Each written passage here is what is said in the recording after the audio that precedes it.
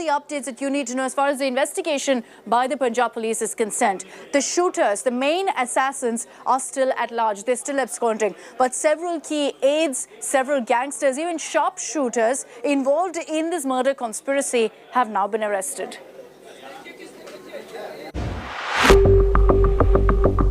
Over 10 days since the murder of Sidhu Moosewala, details are now emerging of how the cold-blooded daylight killing was plotted. And under pressure, Punjab police is now identifying and arrested all those who were involved in the murder conspiracy of the young singer. After the Delhi Police Special Cell confirmed that dreaded gangster Lawrence Bishnoi was the mastermind of the killing, two big arrests could prove to be the biggest breakthrough in the case yet. The first arrest is of Saurabh Mahakal, a shooter who's been arrested by the Pune police. Mahakal is a key member of the Lawrence Bishnoi syndicate, and sources have told India Today that he was in touch with Moosewala shooters. In fact, according to the police, he helped find the assassins and financing for the murder plot and provided all help, including weapons and logistical support to the shooters. इसमें एक आदमी जो definite हमें था कि ये shooter का बड़ा क्लोज लिंक्ड एसोसिएट है, जिसको शूटर का पता है, जिसको शूटर के साथ इसने पहले काम किया है, इन्होंने वारदातों को अंजाम दिया है, लॉरेंस के कहने पे इन्होंने काम कर रखा है और वारदातों को अंजाम कर रखा। तो उसको कल महाराष्ट्र पुलिस ने उनका अपना एक इम्पोर्टेंट केस था लास्ट ईयर का मर्डर केस, उसमें मकोका भी लगा हुआ है, उस केस में अरेस्ट किया। The other big arrest in the case is of Keshav, a sharpshooter who was involved in the murder conspiracy. Kekra, the gangster who was seen outside Moosewala's residence on May 29 and tipped off shooters, was arrested a few days ago. And Keshav was seen with this gangster on the day of the murder. Kekra helped Keshav conduct a recce of Moosewala's house in nearby areas on May 29. Keshav is accused of also arranging weapons for the killers, and his associate has also been arrested by the cops. All these pictures on your screens are the main accused in this particular case. Out of these 8, 2 have been arrested so far. Let's get you those details. Subhash Banuda, one of the shooters, one of the assassins of Sidhu Moosewala, is still absconding.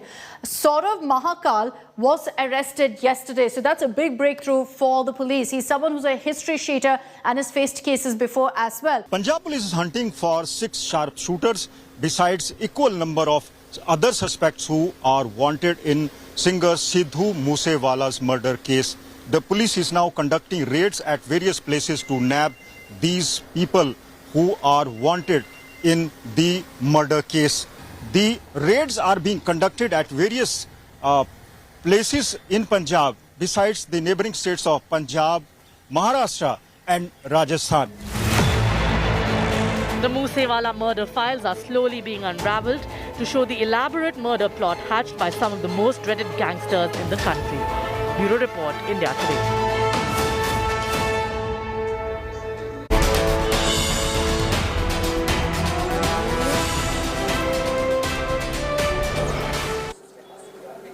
Weeks of lobbying, of parleying and resort politics all comes down to today as the Rajya Sabha elections are happening. 16 seats up for grabs across 4 states. And this is nothing short of a prestige battle for every party involved, for the BJP, the Congress and the regional outfits, which is why they've gone all out to ensure that they have those magic numbers.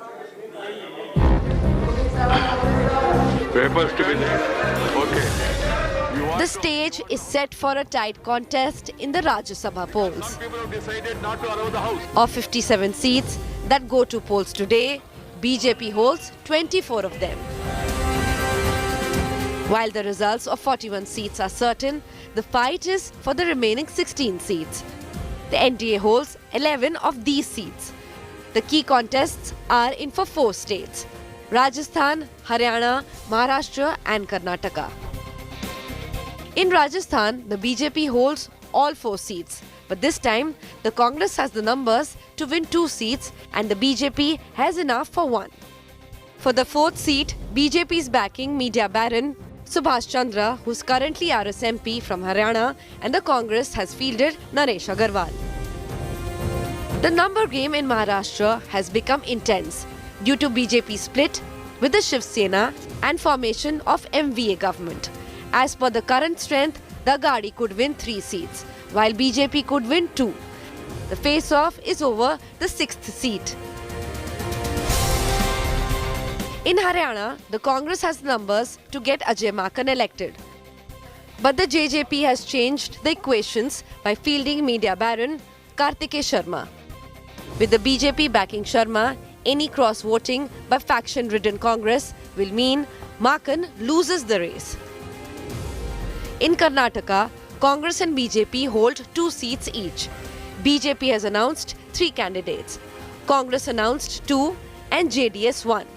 Cross-voting could take place for the 4th seat, for which no party has the numbers.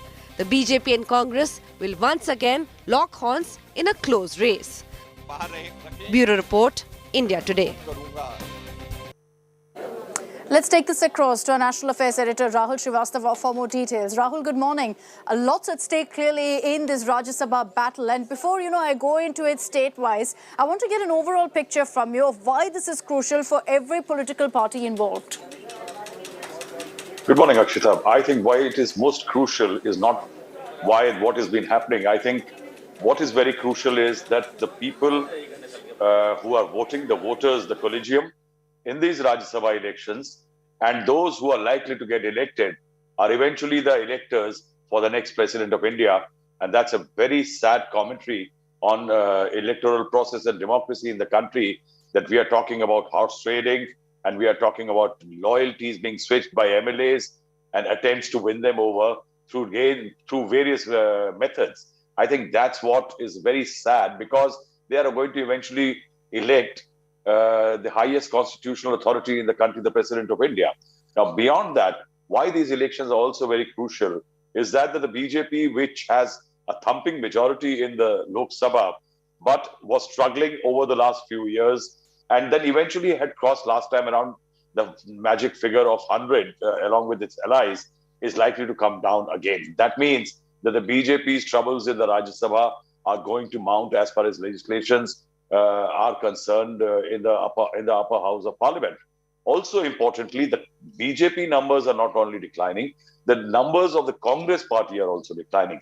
And that is also a problematic thing, not just for the BJP, because eventually the contest becomes BJP versus several other regional players, but also for the opposition unity. Remember that if there are larger number of MPs from the regional parties and more of them in the Rajya Sabha, eventually for the presidential election or in future, creating a high opposition unity index against the BJP is going to become a problematic issue. And if the Congress thinks that it is going to be the principal opposition party in the country, the decline in numbers is going to be a problem, with Sonia Gandhi yesterday calling up people like Trinamool Congress leader Sharad Pawar and others. This entire exercise of the Congress will get much more tedious. Very true. And, Rahul, what you started off mentioning about how, there's been horse trading. We've perhaps hit a new low in political discourse. You think you can't stoop lower, and then you get news like, internet being suspended in an area where Congress MLAs were camped last night just so that nobody could reach out to them. That's how much political parties have at stake here right now in this particular election. Rahul, request you to stay on with me. We're getting in a news break right now from Maharashtra, one of those states that's seeing right now a down-to-the-wire battle for these Rajya Sabha seats. Differences now emerging between allies Shiv Sena and the NCP. They're sparring over the number of votes per candidate, and sources have told us here on India Today that Uddhav Thackeray is extremely unhappy with Pawar, unhappy with the NCP's attitude. Let's take this across to Ritvik, who's joining us live from Mumbai. Ritvik, explain this to us. What's led to this rift between the Shiv Sena and the NCP?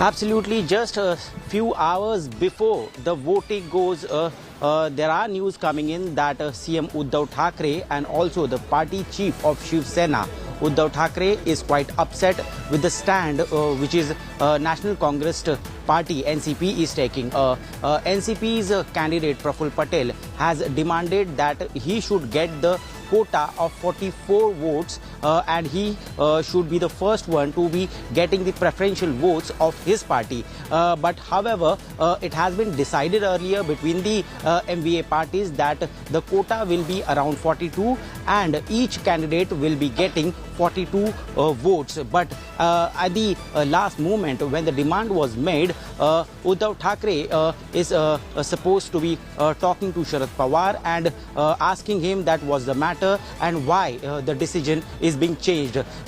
The news is also coming in that all the leaders of Congress and NCP has reached Vidhan Bhavan premises. The voting has been started from 9 a.m. but Shiv Sena MLAs are still in Trident Hotel. They are not yet left the hotel and they have not reached. They are supposed to leave by 9 but they are still in the Trident Hotel. The talks are going on between the senior leaders and just for the two-way votes, a very stiff competition is being seen. The competition was first between BJP and Shiv Sena, but now the scuffle is being seen between Shiv Sena and NCP, who are the allies in MVA Sarkar. Yeah, trouble for the allies as well. They've had differences clearly before as well. Now in this particular election also, even as you know, the voting is underway, news coming in of how Uddhav Thackeray is unhappy with the NCP. But the Mahavikas Aghadi essentially is expressing that they're extremely confident that things will work in their favor. Listen into what Congress's Nana Patole had to say. चारों उम्मीदवार आएंगे और इतना कांटे बोए हैं BJP ने, बबुल के झाड़ बोए हैं, आम तो लगने वाले नहीं है और अब बीजेपी की उल्टी गिनती शुरू हो चुकी है और आज से शाम तक आपको पूरे डिटेल पता लगेगा और महाविकास आघाड़ी का चुनाव जितना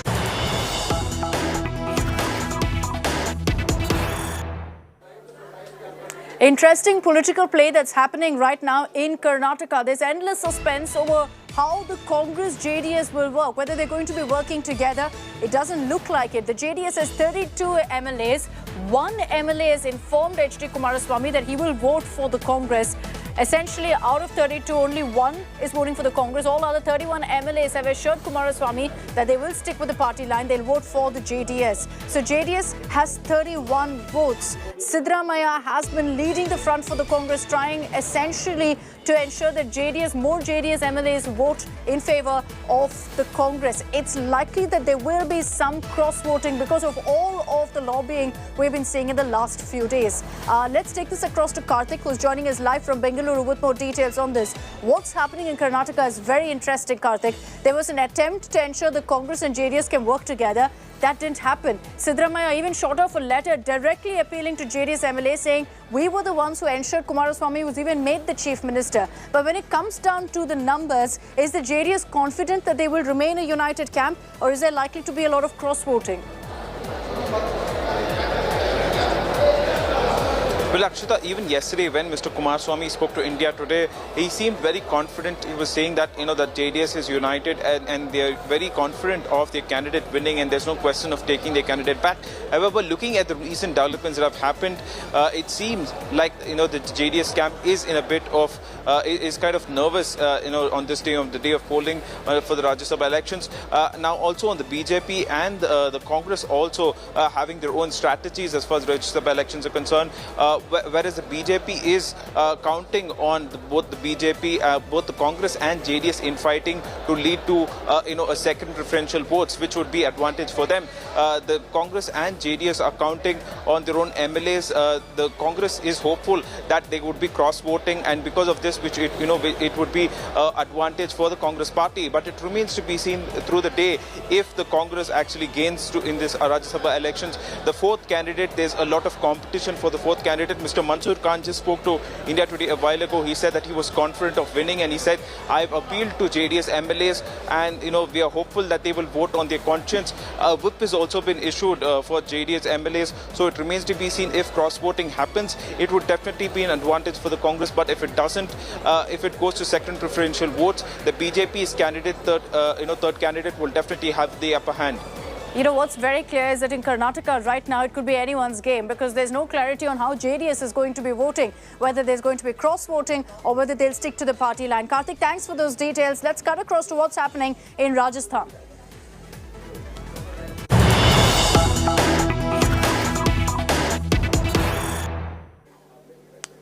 And in Rajasthan, we've been seeing endless resort politics by every political party, by the Congress and the BJP, because in this state, more than any other perhaps, it comes down to a prestige battle for the Congress. And Chief Minister Ashok Gehlot has claimed that they will easily sail through the Rajya Sabha test and that they have more numbers than the BJP. Listen to what Ashok Gehlot had to say, as well as all the other reactions coming in. हम जीत रहे हैं comfortably और उनको अपना घर संभालना चाहिए क्योंकि भगदड़ मची हुई वहाँ पर है। इन्होंने जिस प्रकार से 30 उम्मीदवार खड़ा किया उसको उनकी पार्टी के विधायकों ने लाइक नहीं किया। अनावश्यक हॉर्स ट्रेडिंग से दूसरा उम्मीदवार जीतने की क्या तुक थी। ये मतलब हालात पूरे प्रदेश में रिएक्शन है। अनावश्यक चुनाव करवा दिए वरना चारों सीटें 3 हमारी 1 बीजेपी आराम जीती थी। ऐसे एक्ट को कोई लाइक नहीं करता। पहले भी इन्होंने ऐसे ही किया था, पिछले चुनाव में मार की खानी पड़ी इन लोगों को। अब फिर इस बार मार खाएंगे लोग। होना तो ये चाहिए था कि सुभाष चंद्रा जी को ससम्मान वापस लौट जाना चाहिए था, लेकिन लगता है कि जो ईडी में का प्रवेश कराने की कोशिश की राजस्थान में, वो इसीलिए थी कि सुभाष चंद्रा जी कहीं मैदान से भाग नहीं जाए। तो धन बल का काफ़ी यूज़ हुआ, ये कह सकते हैं इस बार के राजस्थान। निश्चित भारतीय जनता पार्टी का एक तरीका हो गया है ये राजनीति करने का कि धन बल से राजनीति करो, लेकिन राजस्थान में अब तक वो सफल नहीं हो पाए और आगे भी नहीं हो पाए। कोई डर नहीं, आप सांस भूल गए हो, कोई डर नहीं है। दरअसल स्कूल समय में ये पढ़ते थे कि बच्चों को परिवार को समेट के रखो, नहीं तो डाकू आ जाएंगे। तो डाकुओं का जमाना है, इसलिए अपने परिवार को प्रोटेक्ट करना पड़ रहा है। होटल में जाने से पहले भी सबकी नजरें आप पर ही लगी हुई थी। आपने ही सब आखिर में आपने ही संभाला मोर्चा। मेरी हाइट 6 फुट 4 इंच है, तो दिखता हूँ दूर से। तो क्या वजह रही कि मुख्यमंत्री ने सब अपने बाद आप ही का वोट डलवाया? ये उनका लाड प्यार है, विश्वास है। अब क्या लगता है, सुभाष चंद्रा जी का खेल खत्म हो गया या कुछ बाकी है? खेल खत्म हो गया, खत्म हो गया। Let's take this across to Rahul Srivastava. Rahul, if you focus on what's happening in Rajasthan, it's going to be an interesting battle for that 4th seat. It looks like at this point, as far as the numbers go, Congress should be able to get 2, the BJP 1. That 4th seat is something that we're going to be seeing a very high-pitched battle for. Actually, basically, it's a story of 4 states, 4 seats and 4 contests. And I think one of the most gripping is Rajasthan. And I think I will rate also the battle for the another seat in Haryana as very interesting, given the fact that the Congress is facing multiple variables in terms of crisis. And that is why the Congress is in a problem. Say, for example, 6 MLAs of the BSP had won in the last elections. Gehlot forced them to eventually merge them into the party. Now, which way they are going? One of them is a minister. All of them are not very happy. The BTP has 2 MLAs. Now, those 2 MLAs have been making politically incorrect sounds for Ashok Gehlot. So much so, Akshita, I would like to tell the viewers that so intense is the battle and the weight of each MLA is worth in gold that Mr. Gehlot was in day before yesterday in Udaipur. He flew down to Jaipur to meet one MLA and flew back to Udaipur. So a dash to Jaipur from Udaipur only to meet one MLA and ensure the votes. We have been told that there have been meetings between the Chief Minister and the DGP. The files against several MLAs, the 13 independents, they are said to be open now, that just in case they think that they can drift away from the Congress party. That is the intensity with which the elections have been fought. Then also for the Congress, there is always the rebel factor called the Sachin Pilot factor. Though Sachin Pilot has made all the correct political sounds, said that all the MLAs are going to be for the Congress candidate. But eventually there are too many fissures as far as the Congress is concerned, and the BJP is trying to prey on that. Say, for example, in Haryana, 3 of the Congress MLAs who are supposed to reach the Raipur resort where the Congress MLAs were camping, they didn't make it there. Kuldeep Bishnoi has been making some very strong voices against the Congress party. These are the reasons why the Congress right now is jittery in these states, although it has the numbers. And I think instead of saying the best man shall win, we will say that the best strategy may win. Let's see how it plays out. It's going to be very, very interesting to see the results of this particular election, and something to watch out for, because it also has huge repercussions on the presidential polls, the dates of which were just announced yesterday. Rahul, thank you for all those details. Big newsbreaker also coming in this morning on the front of the presidential polls.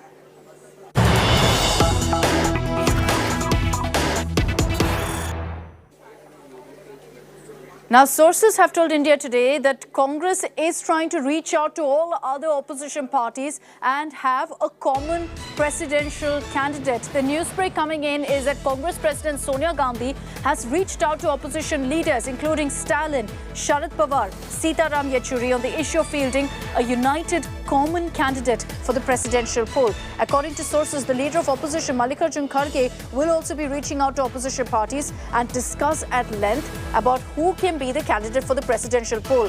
The opposition essentially wants to ensure that they have a strong candidate to take on the BJP, and to do that, they're ensuring that they're united. Already, we've been seeing a lot of differences between opposition parties in this Rajya Sabha election itself. So can they actually get their act together, unite for the presidential poll, is still a big question mark. But after the Election Commission announced the dates yesterday, already the Congress has started moving things forward.